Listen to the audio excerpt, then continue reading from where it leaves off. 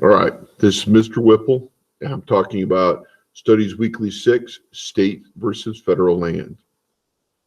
An ordinance is a law made by a government. In 1785 and 1787, the new Congress issued two ordinances about land ownership. The United States was now an independent country with its own constitution. The lands to the west of the original colonies were vast, and Americans were ready to explore and settle. Congress realized it needed to come up with procedures for settlement of these lands. These lands were west of Pennsylvania and north of the Ohio River, ending at the Mississippi River. The new laws became known as the Northwest Ordinances because they described the land that was in the northwest area of the country at that time. These lands today are known as the Midwest. Some of these lands were originally claimed by the individual states, but the lands were not yet settled by the residents of the states. These states gave ownership to the federal government. The federal government created a plan for settlement. The Ordinance of 1785 described how to divide the land. Surveyors were sent to measure the land and divide it first into townships. A township was a square that measured 6 miles on each side. This township was then divided into rectangles, parcels, for people to buy. The smallest parcel of land was 1 acre, and each acre cost $640 at the least. The ordinance also said that one parcel in each township had to be set aside for a school. The townships remain today in the Midwest. 2 years later, the Ordinance of 1787 was passed. This ordinance described the government of the new land, creating governors for the Northwest Territory. A governor would be in charge until there were 5,000 free men.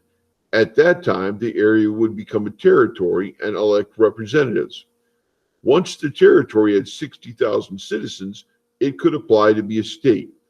The ordinance said there would be between 3 and 5 states created out of the Northwest Territory. One very important part of the Ordinance of 1787 was the outlawing of slavery. Eventually, this area became Ohio, Indiana, Wisconsin, Illinois, and Michigan. It was illegal to own slaves in any of these states. The ordinance also promised basic freedoms and liberties to all residents. What about the American Indians who already lived in the Northwest Territory? The Shawnee and Miami tribes were currently living there.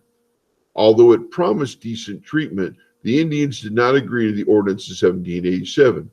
They did not want to give up land or the control of the land upon which they had lived for generations. The tribes fought the settlers. President Washington sent federal troops to fight the tribes and defend the settlers. Federal troops won a big battle in 1794, and the American Indians gave up the land in the Treaty of Grenville. This is called the Battle of Fallen Timbers. As settlers continued to move westward, American Indians were continually pushed off their lands. The modern United States government owns an enormous amount of public land. Some of these lands are designated as national parks. Some are forests, and some are grazing land. Many of these lands are in western states. The national government rents grazing land and gives permits to mine the natural resources. There is disagreement on who should own the land. Should the federal government sell land to the individuals like it did in the late 1700s?